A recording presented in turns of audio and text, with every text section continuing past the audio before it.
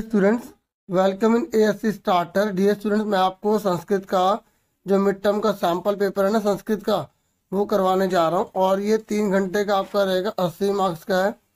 इसे ना 4 पार्ट्स में डिवाइड किया गया है। पहले पार्ट में आपकी अनसीन पैसेज है, दूसरे में रचनात्मक कार्य यानी कि आपको पत्र लिखना है, चित्र बनाना है, और भी है। तो वो देखते हैं क्या क्या। और आपको गाँव में 25 नंबर की आपकी ग्रामर है, और खंड घ में आपका 30 मार्क्स का जो है ना वो आपकी किताब में से है। सारे प्रश्न आपको जरूर करने हैं, और प्रत्येक खंड में सारे क्वेश्चन करने की कोशिश करना, क्रम से क्वेश्चन करना, ठीक है। और उत्तर जो है लिखने के समय आप क्वेश्चन का ध्यान रखना, क्वेश्चन कौन सा है। तो आगे सुनो, पहला जो आपका अनसीन पैसेज है ना 10 नंबर का, तो उसके बारे में आपको मैं यहाँ ब्रीफली बताता हूँ, फिर इसके क्वेश्चन आंसर फटाफट करते हैं। यहाँ बता रहे कि विधात्रा निमित्तम इयम सृष्टि अतीव सौंदर्यमयी। विधाता ने ये जो पृथ्वी है बहुत ही सुंदरता से बनाई है, बहुत सुंदर बनाई है। और प्रकृति की जो शोभा है ना यहाँ पर बहुत ही हमें अच्छी लग रही है, मतलब बहुत सुंदर प्रकृति है। परम निरंतरम विकासशील मानवीय विकासेन सह प्रदूषणमपि वर्धित। लेकिन इतनी बड़ी मात्रा में मनुष्य विकास कर रहा है, तो इससे क्या हो रहा है, प्रदूषण भी लगातार बढ़ता चला जा रहा है। वर्धित मतलब बढ़ता चला जा रहा है, और इससे हमारे स्वास्थ्य को बहुत ज़्यादा हानि होती है। वायु प्रदूषण, ध्वनि प्रदूषण, जल प्रदूषण, ये 3 प्रकार के प्रदूषण है जिसे हमें यहाँ पर बताया गया, और जो वातावरण को बहुत ज़्यादा दूषित करते हैं। और ये कह रहा है कि जो वायु प्रदूषण है ना, वो जब हम लेते हैं ना, हमारी सांस में बहुत ज़्यादा दिक्कत आती है, कठिनाई आ जाती है, और हमें बहुत दिक्कत होती है। ये कह रहे एतत् सर्वेषां स्वास्थ्याय हानिकर सिद्धति, और ये हमारे स्वास्थ्य के लिए बहुत ज़्यादा नुकसानदायक है। फिर ध्वनि के बारे में बता रहा है कि जो ध्वनि प्रदूषण है ना, मार्ग से जो गाड़ियाँ चलती हैं उनका बहुत शोर होता है, और बहुत सारे यंत्र चलते हैं जिसकी वजह से बहुत ज़्यादा शोर होने की वजह से अनेन श्रवण शक्ति हानि भवती, मतलब हमारे कानों को वो खराब कर देता है, कानों की शक्ति को ख़त्म कर देता है। ये कह रहा है। और जो प्रदूषित जल का उपयोग आप देख सकते हैं हर जगह हो रहा है, और जो कि बहुत नुकसानदायक है। ये कह रहा है कि हमारे को एक जिम्मेवारी से काम लेना चाहिए, हमारा कर्तव्य है कि हम इस पर ध्यान दें और वातावरण का निर्माण हम करें, ठीक है। क्योंकि वायु प्रदूषण अगर होगा तो हमारा स्वास्थ्य ही नष्ट हो जाएगा, और हमें ऐसा नहीं होने देना है, ठीक है। चाहे ध्वनि प्रदूषण हो या जल प्रदूषण हो, हमें इन सबको रोकना होगा। और अगर हम सब रोकेंगे, ये सब मिलजुल कर ही हो सकता है, और अगर हम ऐसा करेंगे तो हम सब सुखी हो सकते हैं, ठीक है। मैंने इसका एक एक का मतलब आपको बता दिए, कोशिश की है मैंने, ठीक है। अब फटाफट आंसर कर लेते हैं। एक पदिन उत्तरत। अब देखिए, पहले का आंसर आप खुद बता सकते हैं अगर आपने ध्यान से पैसेज को सुना है। प्रदूषणम कतिविध भवति। देखो, जहाँ भी कति लिख जाता है ना, वहाँ संख्या आती है। तो ये कह रहा है कि प्रदूषण जो है कितने प्रकार का बताया गया। तो हमने अच्छे से भी यहाँ देखा था कि उसकी 3 विधियाँ बताई गई हैं, ठीक है। और कौन कौन सा वो अभी हम अच्छे से जानते हैं। तो आप सिर्फ इतना लिख के आओगे ये चीज़, ठीक है। और देखो, पेपर में करना कैसे है। आप तो देखो, अगर कहीं को संस्कृत को समझ नहीं आती तो आनी चाहिए, वैसे कोई बात नहीं। देखो, प्रदूषण से प्रदूषण काट दो, ठीक है। पर यहाँ पे काटने वाला सिस्टम भी नहीं है ना, क्योंकि आपसे बोला कितने होते हैं, और ऐसी लाइन को ये मिल भी नहीं रही। तो थोड़ा बहुत अंडरस्टैंडिंग आनी भी चाहिए, त्रिविधम, ठीक है। तो यहाँ पे बच्चों इसका आंसर तो आप समझ गए। जब संख्या बोलेगा, कति बोलेगा, तो गिनती बतानी पड़ेगी। यहाँ पर आपकी हेल्प नहीं हो पाएगी। अगला देखो, तो पहले का आंसर समझ में आ गया ना। दूसरा कह रहा है ध्वनि प्रदूषण कस्य हानि भवती। जो ध्वनि का जो प्रदूषण होता है उससे किसकी हानि होती है। अगर हिंदी में मतलब समझ में आ गया तो हिंदी की तरह ही है ये, पैसे आराम से कर लेंगे। देखो, ध्वनि से यहाँ पे ध्वनि के बारे में तो नहीं देखा, यहाँ देखो ये लिखा हानि हानि भक्ति भक्ति। तो यहाँ पर पूरी लाइन चल रही थी ध्वनि को लेकर, तो ध्वनि को लेकर चल रही थी। तो ध्वनि से किसकी हानि होगी, श्रवण शक्ति, मतलब कानों की सुनने की शक्ति कम होगी, हाँ या ना। तो आपको देख रहे थोड़ा बहुत पैसेज उस समय से कॉम्प्लिकेटेड है, अगर हमें उसका मतलब समझ नहीं आ रहा, समझ रहे हो ना मेरी बात। तो दूसरे का आंसर समझ में आ गया, श्रवण शक्ति। उसके बाद तीसरा है के निमिता इयम सृष्टि अतीव सुंदरमयी। किसने इस धरती को बहुत सुंदर बनाया है। तो ये तो पहली लाइन ही थी, और देखो ये मिल भी गया। देखो, सुंदरमय से सुंदरमय कट गया, अतीव से अतीव कट गया, सृष्टि से सृष्टि कट गया, इयम से इयम कट गया, निमिता से निमिता बचा के केन की जगह आ गया विधाता आ गया, विधाता आ गया, ठीक है। तो देखो, कुछ तो आसान है, ये नहीं है कि अगर कोई नहीं आ रहा तो आप उस पर टाइम लगा दो, अगला कर लो। और वैसे भी यहाँ बोला गया है कि आपको 2 ही करने हैं, हर जगह चॉइस है, आप देख लो कितने करने हैं वहाँ पर। अब कह रहे हैं पूर्ण वाक्य। पूर्ण वाक्य मतलब होता है बच्चों पूरी लाइन लिखना। और जब पूरी लाइन लिखना है तो आप देखो ये क्या लिखा, अद्यत्वे अस्माकं स्वास्थ्य हानि कथम भवती। तो अब ढूंढो ये कहाँ पर है, सेम लाइन जो है ढूंढो ये कहाँ पर है। तो आप ध्यान से देखो, ये जो लिखा ना स्वास्थ्य हानि, ये लिखा, तो ये इसकी जगह ये आ जाएगा ये। ठीक है, तो ये पूरा उतार देंगे यहाँ से। ठीक है, फिर नेक्स्ट है सर्वे मिलित्वा कथम सुखीन भवाम। और जब सब मिल जाएंगे तो फिर क्या होगा, तो सुखी हो जाएंगे तो क्या होगा, है ना, सुखी हो जाएंगे सारे।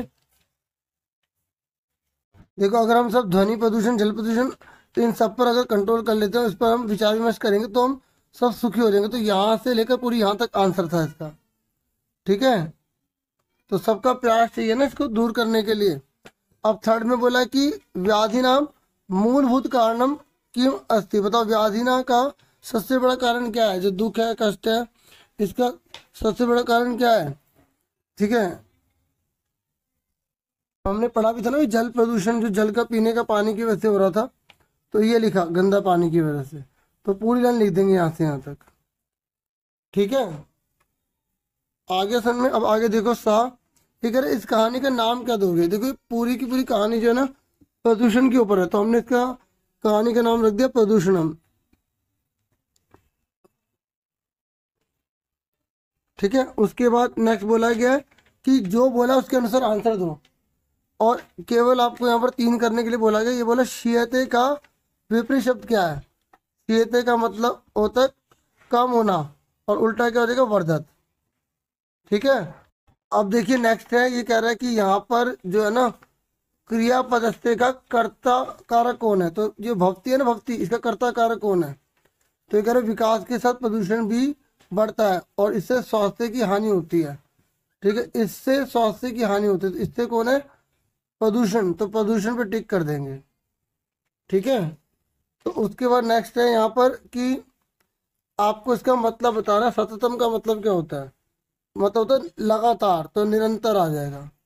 और यहाँ पर बोल रहा है कि इसमें व्याधि नाम में विशेषण पद आपको बताना है। तो ये व्याधि नाम ढूंढो कहाँ पर लिखा है, और जहाँ व्याधि नाम लिखा है उसके आगे वाला शब्द विशेषण वाला होगा। जब हमें विशेषण ढूंढना पड़ता है ना, तो आगे वाला शब्द देख ला करो। तो ढूंढो व्याधि नाम कहाँ लिखा है, हाँ ये रहा, बिल्कुल, वेरी गुड। तो ये आ गया सर्वेशाम। ठीक है, तो इसका आंसर क्या आ गया, सर्वेशाम। ये आ गया। ठीक है डियर, मैंने आपको पैसेज करवा दिए। और अब मेरी बात ध्यान से सुनो, यहाँ पर आपको बोला गया कि आपको ना पत्र लिखना है, आपको अपने लैंग्वेज में पूरा लिखना होगा, और ये छुट्टी वाला पत्र है। तो मैं इस वीडियो में आपसे मोस्ट इम्पोर्टेंट जो है पत्र डिस्कस कर रहा हूँ, आप इसे अच्छे से याद कर लो। ठीक है, और अगर कुछ और आता है तो इसकी हेल्प से आप आराम से कर सकते हैं। ठीक है, और पहले मैं आपको पत्र के बारे में कुछ विशेष बातें बताऊंगा कि प्रश्न में दी गई जानकारी को ध्यान से आपको पढ़ना है। कौन पत्र लिख रहा है, किसको लिख रहा है, कहाँ से लिख रहा है, क्यों लिख रहा है, इन सभी के बारे में आपको ध्यान रखना है। और ये अगर आप ध्यान रखेंगे तो आप पत्र बहुत अच्छे से लिख पाएंगे। ठीक है, तो यहाँ पर हम एक अवकाश हेतु प्रार्थना पत्र मतलब छुट्टी के लिए, क्योंकि आपको जो पेपर में दे सकते हैं ना छुट्टी वाला ही दे सकते हैं, तो छुट्टी वाला यहाँ डिस्कस कर रहे हैं। तो अवकाशार्थ पत्रम मतलब छुट्टी के लिए आपसे पत्र लिखने को कह रहे हैं कि भवान दिलीप, आपका नाम कौन है, दिलीप है। ठीक है, और दिल्ली नगरे निवसति, आप दिल्ली के नगर में निवास करते हो। भवान सो भ्रातु विवाहे मथुरा नगरम गंतुम इच्छति। अब क्या है कि आप अपने भाई के विवाह में मथुरा जाने की इच्छा रखते हैं। और दिन त्रय से अवकाशाय प्रधानाचार्य प्रतिपत्रम लिखतु। तो आपको क्या करना है, 3 दिन की छुट्टी के लिए प्रधानाचार्य को पत्र लिखना है। ठीक है, तो पत्र लिखते समय हमने बहुत अच्छे से पढ़ लिया कि हम दिलीप हैं और हमें जो है वो शादी में जाना है, मथुरा में जाना है। ठीक है, और 3 दिन की हमें छुट्टी चाहिए, पढ़ लिया। फिर लिखना कैसे देख लो, अगर कोई भी प्रिंसिपल को हम पत्र लिख रहे हैं तो सबसे पहले ऊपर आएगा सेवायाम, फिर श्रीमान प्रधानाचार्य या महोदय, ठीक है, दोनों में से आप एक लिखेंगे। फिर आपके स्कूल का नाम आएगा, विषय किस चीज़ पर आप लिख रहे हैं, जैसे दीनत्रयस्य अवकाशार्थ प्रार्थना पत्रम, फिर यहाँ पर लिख देंगे महोदय, ठीक है। और अगर महिला होंगी ना तो महोदया कर देंगे। ऐसे यहाँ पर भी अगर प्रिंसिपल आपकी महिला है तो यहाँ पे महोदया कर देंगे, ठीक है। फिर आगे देखो, ये बहुत अच्छा रूल है, याद कर लो इसको। सविनयम निवेदयामी यत अहम दिलीप। तो देखो सविनय निवेदन ये है कि मैं दिलीप हूँ, 9वीं कक्षा में पढ़ता हूँ, अ वर्ग से छात्र अस्मि, और 9वीं कक्षा के अ सेक्शन में हूँ, ठीक है।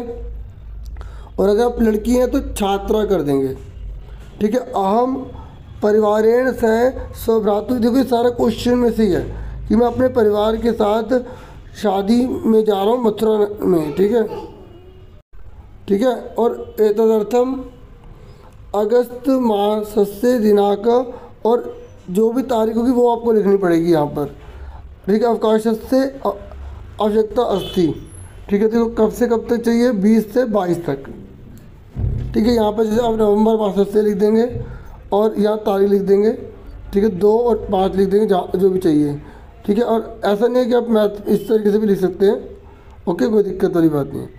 अतः अहम निवेदयामी, मैं आपसे निवेदन कर रहा हूँ, यह तो दिनत्रयस्य अवकाशम प्रदाय माम अनुगृह्णन्तु, मतलब मुझे जो अवकाश प्रदान करने की कृपा करें, ठीक है। तो उसके बाद भवदीय आज्ञाकारी छात्र, अगर आप लड़की है तो छात्रा लिख देंगे यहाँ पर, ये ब्रैकेट में आपकी हेल्प के लिए लिखा गया है।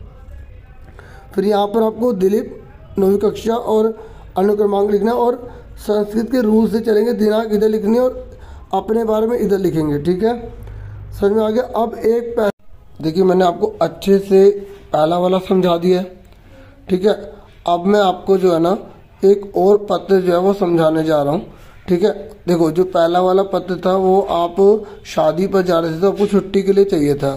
अब जो ये दूसरा पत्र मैं आपको समझाने जा रहा हूँ ना, ये जो दूसरा पत्र है इसमें ना जैसे बुखार हो गया या कोई ना कोई मतलब शरीर जो है ना दिक्कत कर रहा है, जिसके साथ आप स्कूल नहीं जा रहे, तो उसके रिगार्डिंग जो है हम इस पत्र में बात करेंगे। और आप डिटेल में अच्छे से समझना, ये दोनों अच्छे से कर लेना, कोई भी आएगा आप आराम से कर लेंगे, ठीक है। तो चलो अब मैं दूसरा पत्र आपको अच्छे से समझा रहे, तो ध्यान से समझिएगा। देखो अब ये पत्र 2 है, मैं इसको पढ़ता हूँ और फिर इसको भी आप लर्न कर लेना, अगर अपने आप बना के लिख सको तो और बढ़िया है। देखो भवती राधिका, अब देखो यहाँ राधिका के लिए कि राधिका जो है ना वो राजस्थान प्रतिशत से, मतलब आप अपने आप को मानोगे, जयपुर नगर में रहती है, और तुम्हें जो है बुखार है, मतलब राधिका को बुखार है और अपने को राधिका मानना है आपको, और आप बुखार से पीड़ित हो, तो 2 दिन की छुट्टी के लिए आपको पत्र लिखना है। तो कैसे लिखोगे, देखो सबसे पहले सेवायाम लिखोगे, फिर श्रीमती प्राचार्य महोदय लिखोगे, फिर इसके स्कूल का नेम आ जाएगा, ठीक है। देखो स्त्रीलिंग है तो इसलिए आ का डंडा लगा रहे हैं, और ये आपको मैंने ऊपर बता दिया था कि पुल्लिंग और स्त्रीलिंग के लिए क्या ध्यान रखना है। अगर मतलब प्रिंसिपल मेल है तो इस तरीके से लिखना है। तो यहाँ पे आपके स्कूल का नाम आएगा, यहाँ पर विषय लिख के लिख देंगे किस चीज़ के लिए चाहिए, तो ये आपको क्वेश्चन में मिल जाएगा। ये लिखा ना 2 दिन की छुट्टी के लिए, तो ये सेम उतार दिया यहाँ पर, बस यहाँ पे लिख देंगे निवेदन पत्रम, क्योंकि हम निवेदन कर रहे हैं। फिर महोदय लिखेंगे सविनयम निवेदयामी, कि सविनय निवेदन यह है कि अहम राधिका, मैं राधिका हूँ, 9वीं कक्षा में पढ़ती हूँ, ठीक है। सारा क्वेश्चन में से है। सविनयम निवेदयामी, सविनय निवेदन यह है कि अहम राधिका, मैं राधिका हूँ, 9वीं कक्षा आ वर्ग से छात्रा अस्मि, कि कक्षा ए में पढ़ती हूँ, उसकी छात्रा हूँ। अहम ज्वरेण पीड़िता अस्मि, मुझे बुखार हो रहा है। अद्य अहम वैद्यस्य समीपम गमिष्यामि, आज मैं डॉक्टर के पास जाऊंगी। एतदर्थम अगस्त मासस्य दिनांक, इस तारीख से इस तरह से मुझे अवकाश दें। देखो अगस्त है ना, तो आप ये नवंबर कर लेंगे और यह तारीख जो है वो बदल लेंगे, ठीक है। 2 दिन की छुट्टी है, तो जैसे आज है 3 तो 4, तो 3 और 4 की छुट्टी चाहिए। तो अतः अहम भवतीम निवेदयामी, और इसलिए मैं आपसे प्रार्थना करती हूँ कि दिन से अवकाशम प्रदाय माम अनुगृह्णन्तु, मतलब आप मुझे 2 दिन की छुट्टी प्रदान करने की कृपा करें। फिर भवदीया आज्ञाकारिणी छात्रा, लड़के होंगे तो छात्र कर देंगे, आज्ञाकारी कर देंगे, ठीक है। तो मैंने आपको यहाँ ऊपर बता दिया था डियर, कि कैसे चेंज करना है। ठीक है, ये देख लो। तो एक पुल्लिंग के लिए और स्त्रीलिंग के हिसाब से लिखा हुआ है ताकि आपको दिक्कत ना हो। तो ये दोनों अच्छे से लर्न कर लो। ये आज की डेट लिखनी है। ठीक है, तो मैंने आपको जो है ये चित्र के बारे में बोल दिया था कि आप चित्र की वो वीडियो देख लेना। ठीक है, अब हम जो है आगे स्टार्ट कर रहे हैं। देखिए, आपको चित्र या जो यहाँ पर एक पैराग्राफ दिया जाएगा उसमें से किसी एक पर 5 लाइन लिखनी है। ठीक है, तो मैंने चित्र का बता दिया था। फिर मैंने आपको ये जो ट्रांसलेशन है, ठीक है, इनके आंसर बता दिए थे। और मैं एक वीडियो और जो है मैं अपलोड कर दूंगा, या जो पुरानी वीडियो वो डिस्क्रिप्शन में आपको दे दूंगा, जिसमें ट्रांसलेशन आप अच्छे से कर सकते हैं। ठीक है, और जो खंड गा है, अब इसको स्टार्ट करते हैं और मैं पूरा का पूरा पेपर अब बाकी का बचा हुआ इस वीडियो में आपको फटाफट आंसर आपको प्रोवाइड कर देता हूँ। ठीक है, देखिए यहाँ पर आपको या तो संधि पदम करना है, मतलब जोड़ना है, या संधि विच्छेद यानी कि तोड़ना है। तो यहाँ पर आप देखेंगे, यहाँ लिखा है ने वसत, तो आप इसको तोड़ेंगे तो क्या कर देंगे, नी जमा अवसत। ठीक है, उसके बाद लिखा है जगत जमा ईश, तो हो जाएगा जगदीश। ऐसे पठनार्थम, पठन जमा अर्थम। ठीक है,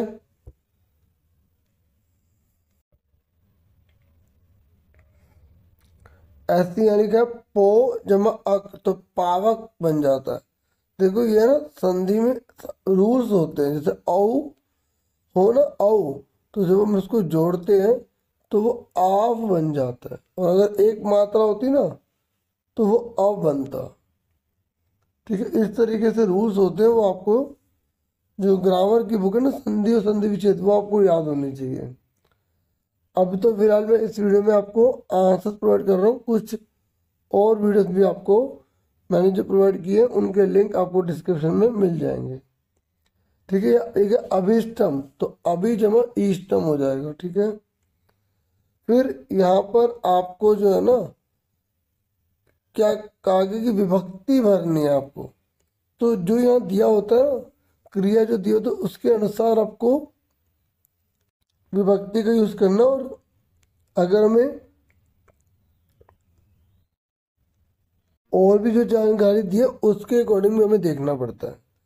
तो यहाँ पर क्रीडंती है, बहुवचन है, तो छात्रा आएगा, छात्रा क्रीड़ा क्षेत्र क्रीडंती। छात्र जो है ना वो क्रीड़ा क्षेत्र में खेलते हैं। और वयम, हम सब देवम नमामो, हम सभी देवता को नमन करते हैं, नमस्कार करते हैं। स पाठम पढ़ती, ठीक है, वह पाठ को पढ़ता है। ठीक है, तो क्या आएगा यहाँ पर पाठम। फिर यहाँ मम नाम देवदत्त अस्ति, क्योंकि अस्ति आ रहा तो मम ही आएगा, अहम होता तो अस्मि हो जाता। ठीक है, इस तरीके से आपको ध्यान में रखना पड़ेगा। यहाँ पे ए आ गया, तो कौन सी भक्ति होती है, वो सप्तमी होती है। ठीक है, ए। देखिए, एक बार मैं आपको ये सिलेबस दिखा दूं आपका, जो आपको टर्म फर्स्ट का जो आपका पेपर है। ठीक है, तो आप अगर तैयारी कर रहे हैं ना ग्रामर की, तो शब्द रूपाणी में ये वाले आप करें। ठीक है, धातु रूपाणी में ये करने हैं, कारक में आपको द्वितीय तृतीय चतुर्थी को करना है। ठीक है, और प्रत्यय में आपको ये देख लो, क्योंकि अब देखो जैसे एमसीक्यू पे भी अगर आप टिक कर रहे हैं ना, तो अगर आपको पहले से ही पता है कि कौन कौन से हैं, तो अगर कोई और लिखा हुआ है तो आप समझ जाओगे वो है ही नहीं। मेरी बात समझ में आ रही है? तो इस तरीके से ये आप देख लो कौन कौन सा आपके कोर्स में है। देखिए, अब मैंने आपको दिखा तो दिया, लेकिन यहाँ विभक्ति जो है सप्तमी दी थी। ठीक है, बाकी पेपर में तो देखो वही आने के चांसेस है, क्योंकि जो सिलेबस दिखे उसके अकॉर्डिंग देना चाहिए। आगे देखते हैं, जैसे यहाँ पर अब आपको क्रियापद भरना है, तो अहम है तो क्या आएगा, गच्छामी आएगा। छात्र है बहुवचन है तो क्या आएगा, गच्छन्ति आएगा। ठीक है, और जो स्व भविष्य काल के लिए होता है, तो आधा शार या लगेगा, उसके बाद ये ते है तो ते के हिसाब से क्या आएगा, गमिष्यति। ठीक है, लिख दिया आंसर मैंने। और हय मतलब तो बीता हुआ कल, जो मतलब कल था जो बीत गया है। तो जब भूतकाल होता है तो आगे आ लगता है, तो अब देखो आगे कौन सा, और तोम के हिसाब से कौन सा लगेगा, तो तोम के हिसाब से जब यहाँ पर खा लगेगा, जो मैंने यहाँ लिख दिया। फिर वयम ग्रह प्रति डैश, तो वयम के साथ क्या लगेगा, माँ, तो उसमें जो विसर्ग लगता है तो ये चलाम हो जाएगा। ठीक है, एक चीज मैं आपको और दिखा रहा था, जिससे कि अगर आप उसको थोड़ा देखेंगे तो आपकी हेल्प हो जाए। देखिए, ये जो है ना सर्वनाम चार्ट जो है आपकी काफी हेल्प कर सकता है। जैसे वा और सा अगर आप शुरू में देखते हैं तो आप देखिए क्या लगाना है। देखो ये लिखा ना, जैसे सा लिखा था तो लास्ट में ती होना चाहिए, तो आए तो होना चाहिए, ते आए तो अंति होना चाहिए। ठीक है, ऐसे ही अगर तोम आता तो सी, युवा में तो था, और यूएम आता तो था। ठीक है, ये आपकी हेल्प कर सकता है। ठीक है, मैं थोड़ा सा ही आपको यहाँ पे दिखा रहा हूँ, अहम का, अवाम का और वयम का। ठीक है, ये रूल्स होते हैं जिससे हम संस्कृत को आराम से आसानी से कर सकते हैं। ये अनुवाद है, आप पढ़ सकते हैं अभी। और जो कारक होते हैं ना, कारक, तो कारक में जैसे कौन सा कैसे लगाना है, तो ये वाक्य भी है। ठीक है, तो प्रथम में क्या लगाना है, तो ये इस तरीके से आप इनकी पहचान कर सकते हैं थोड़ा बहुत। अब आप आगे देखिए, ग्रामम परित वनानी संति, मतलब गांव के चारों ओर जो है ना वो क्या है, वन है। तो यहाँ ग्रामम आएगा, और यहाँ पर जो है बालिका जनकेन सह आपणम गच्छति आएगा। यहाँ पर ये जनकेन, यहाँ से श्री गुरुवे नमः आएगा। यहाँ पर गंगा हिमालयात प्रवहति ये आएगा, और यहाँ इंद्राय स्वाहा। ठीक है, इस तरीके से मतलब मैंने आपको जो दिखाया चौथी विभक्ति तीसरी विभक्ति उसके अनुसार, और आप अगर ध्यान रखेंगे तो आप आराम से कर सकते हैं। और उसके बाद आपके प्रत्यय हैं। ठीक है, तो प्रत्यय वाला देखो, जैसे ये लिखा ना विलो के, तो ये जो आधा कार या देख रहे हो तो ये लयप में होता है। ठीक है, वी लोक्री जमा लयप।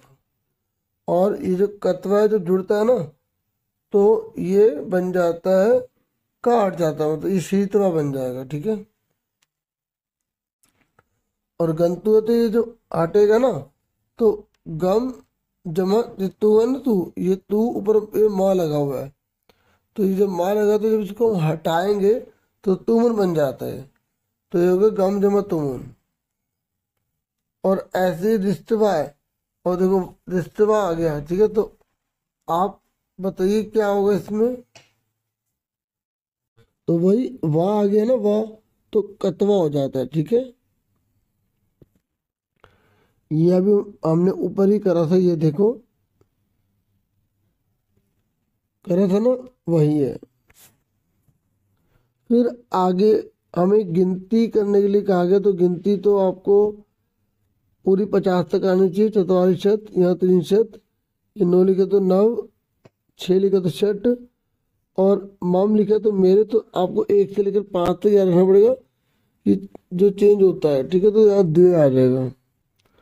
उसके बाद ये हमें बोला गया है कि आपको उपसर्ग अलग करने, सबसे आसान है डियर, इसमें आप आराम से स्कोर ले सकते हो। जैसे यहाँ लिखा है वी, तो ये उपसर्ग है, तो वी जो मैं तब हिंदी में जैसे होता है वैसे ही है।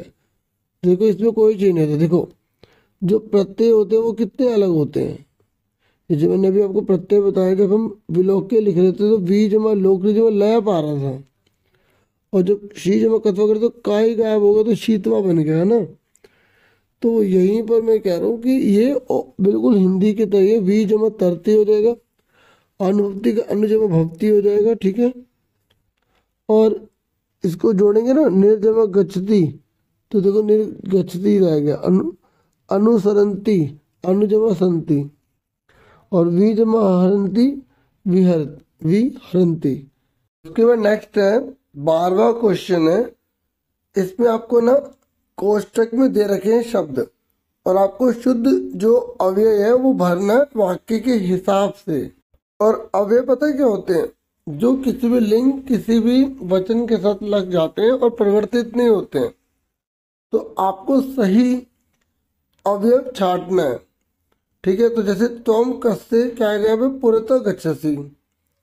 और यहाँ पर क्या आएगा? डैश अशोक राजा आसीत, तो क्या आएगा? पूरा, मतलब जैसे पहले के जमाने में, है ना। और डैश निर्णय न करनीय, तो सहसा, मतलब हमें अचानक निर्णय जो है कभी नहीं करना चाहिए। कक्षायाम डैश तिष्ठ, तो क्या आएगा? तुष्णीम, मतलब चुप होकर जैसे बैठना चाहिए।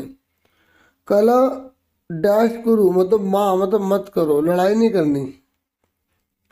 फिर देखिए आपकी बुक का ही है ये।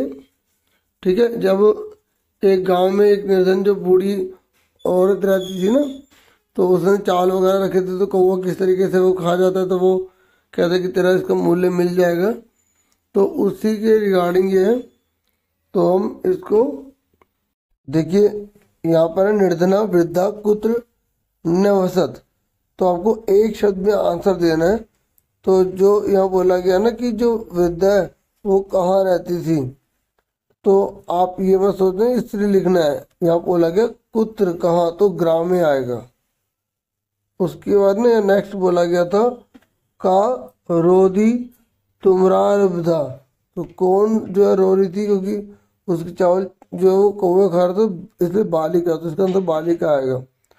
तो ढूंढ के लिखना होता है। अब जैसे लिखा का तंडुल मूल्यम दास्यति, मतलब कौन चावल का मूल्य जो है वो दे देगा। तो या आम लिखा, तो आम को है ना काक, तो आप जो है ना स्वर्ण काक लिखोगे। सुन रहे हो? तो इस बात का आपको ध्यान में रखना है। तो वैसे भी ये आपके ना बुक है, तो आप इसमें थोड़ा सा ही ध्यान रखेंगे, एक एक लाइन अच्छे से आपको आनी चाहिए अपनी बुक की। ठीक है, बाकी नहीं तो फिर तो तुक्का थोड़ा सा लग जाएगा। स्वर्ण काक हम लिख देना। फिर एक है पूर्ण वाक्य में, तो इसका पूरा आंसर क्या होगा? काक किम प्रोवाच। तो अब देखो बाकी में आप यहाँ पे मैंने निशान लगा दिए, आप आराम से देख सकते हैं, ये रहा।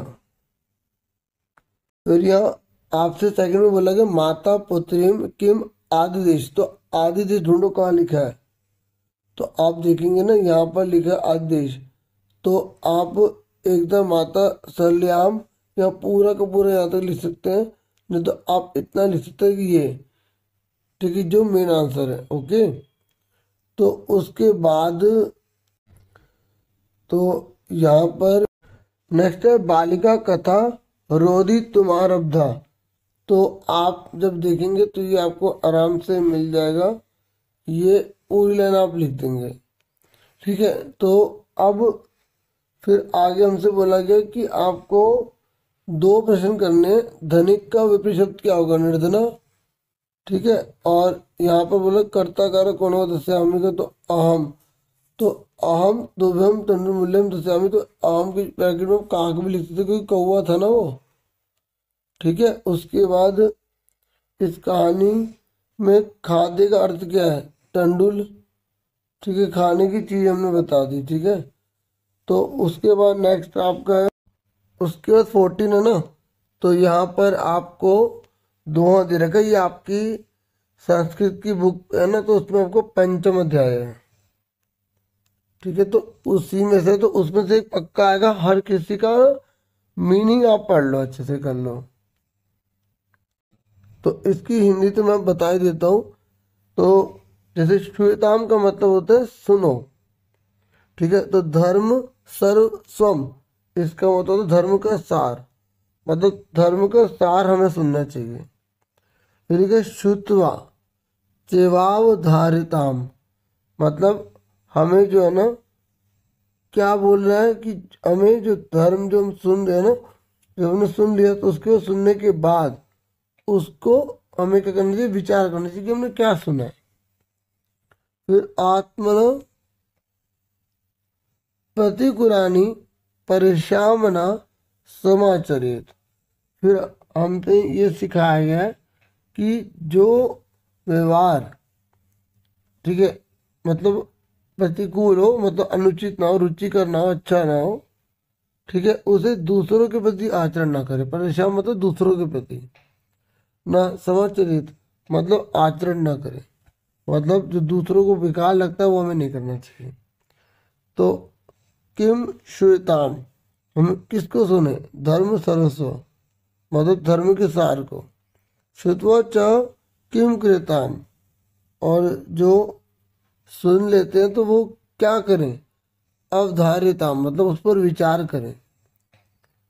प्रतिकूलानि केशाम न समाचरेत, तो जैसे अगर प्रतिकूल समय है, ठीक है, तो हम जो है आचरण ना करें, ठीक है, किसके प्रति, परेशान मतलब दूसरों के प्रति, ठीक है। देखिए अब यहाँ पे भी कर लेते हैं, ये कह रहे किम अवधारिताम, तो हमें जो है वो किस चीज को जो है अवधार्य करना चाहिए। तो आप लिखोगे धर्म सरस्व को, ठीक है, तो ये आप आंसर लिख दोगे। फिर यहाँ पर बोला गया है कि किम न समाचरेत, तो मतलब जो किसके प्रति में आचरण जो है वो नहीं करना चाहिए, तो आप ये पूरी लाइन लिख देना, ठीक है। दूसरा, फिर धर्म सरस्व श्रुत्वा किम कुरुताम, जब हमें धर्म का सार सुन लेते तो हमें क्या करना चाहिए, तो इसका आंसर ये है, ठीक है। आप पूरा लिखना चाहिए, पूरा भी लिख सकते हैं। अब हम 15 क्वेश्चन करते हैं। देखो थोड़ा बहुत बता रहा था कि ये चंदन है ना, तो वो जो है ना, वो उसकी जो पत्नी है मल्लिका, वो लड्डू बना रही थी, वो लड्डू उसके हाथों में देखता तो उसकी जीभ जो है वो मतलब उसका मन करता है कि मुझे ये लड्डू मिल जाए। तो वो कहते नहीं भाई, ये तो मैं पूजा के लिए इस्तेमाल करूँगी, तो उनकी पूजा करो। फिर उनकी पूजा यहाँ नहीं करनी, पूजा जो है भोलेनाथ की नगरी काशी विश्वनाथ मंदिर में जाऊंगी, वहाँ करूंगी, तो ठीक है। और वहाँ पे धर्म स्नान करूंगी, धर्म यात्रा करूंगी, ठीक है। तो इस तरीके से था। तो फिर उसके आंसर है, तो आंसर कानी पूजानी मितानी संति, तो किससे पूजा करनी थी, मोदकानी से। मतलब देखो अगर कुछ समझना ना, जैसे कहानी लिखा है तो मोदकानी, तो इस तरीके से अक्षर आप ढूंढ सकते हैं, ठीक। किसके प्रसाद खाने की इच्छा थी, चंदन के। मल्लिका का भी सहगमी यदि वो किसके साथ गई थी, अपनी सहेलियों के साथ, ठीक है। सौ सखी भी लिखा ना, सखी, तो आगे सौ और पीछे भी लग गया। ये आपको आगे देखो। फिर पूर्ण वाक्य है, तो पूर्ण वाक्य का भी देख सकते हो, ठीक है। और देखो मल्लिका प्रातः कुत्र गमिष्यति, क्वेश्चन है कि फिर ये मल्लिका ये जो है ना कल जो सुबह है वो कहाँ जाएगी, तो वो भोले की नगरी में जाने के लिए कह रही। देखो ये जो पूर्ण वाक्य के आंसर है ना, ये ऊपर ही अंडरलाइन कर दिए गए हैं, ठीक है। आप आराम से ये पूरा नोट कर सकते हैं, मतलब समझ सकते भी हैं, ठीक है। और तो उसके बाद जैसे ये वाला है कि जो चंदन है वो किस चीज को कंट्रोल करने में जो है ना, मतलब कौन सी चीज़ है जो कंट्रोल नहीं हो पा रही है, तो उसकी जीव लुप्त, मतलब जीभ में उसके स्वाद ऐसे आ रहे हैं कि वो छोड़ नहीं पा रहा। तो यहाँ पर ये आंसर था, ठीक है। तो अब आगे सुनो, यहाँ पे जैसे समर्थ का बोला गया है कि विपरीत क्या होगा, अक्षम होगा, ठीक है। बुक में या पैसेज में जो लिखा वो लिखना है। और इसमें संति का क्या मतलब है, संति किसके लिए हुआ है, पितानी मौत कहानी के लिए। तो ऐसे डियर स्टूडेंट्स, एक शब्द अगर आएगा तो एक बार लिखना है, पूर्ण वाक्य रहेगा तो पूरी लाइन होगी, ठीक है। तो ये आंसर आप आराम से मैच कर सकते हैं। और ये आंसर के प्रश्न है और ये बुक से आएंगे, तो आपको ये याद होने चाहिए। और उसके बाद आपका एक श्लोक है जो अन्वय है, जो काफी सही रहता है, इजी रहता है, ठीक है। तो अन्वय आपको इसी में देख के भरना होता है, तो जो आसपास अक्षर है तो स्टेंजा में ढूंढो और आप आंसर आराम से कर सकते हो।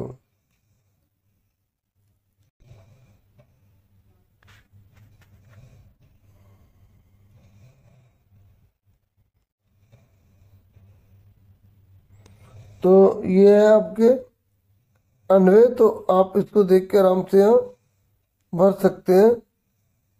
ठीक है, उसके बाद आपकी उल्टी सीधी कहानी आएगी, पूरी सीधी करनी होगी।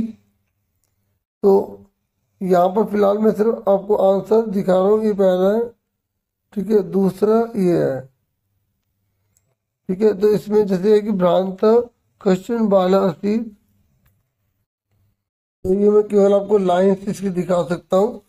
आप इसको सीधी करके चैप्टर जरूर पढ़ ले, क्योंकि चैप्टर के अंदर से लाइन लिखी आएगी, जो भी लिखेगी उसको लाइन से लगाना होगा। अब रसाला को क्या बोलते हैं? आम्र बोलते हैं।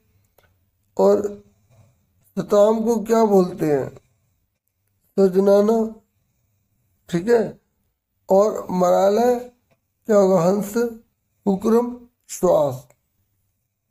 उसके बाद ये लास्ट देख लो क्या है, विलोम शब्द है। जैसे मृदुम का होता है कठोरम। ठीक है, अपूर्व का क्या होता है? पूर्व।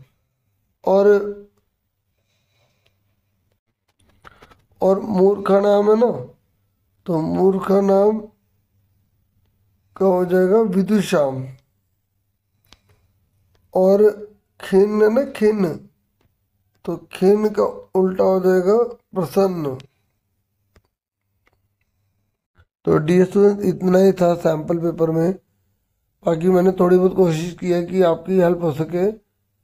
आप वीडियो को लाइक, चैनल को सब्सक्राइब कर सकते हैं। Thank you for watching.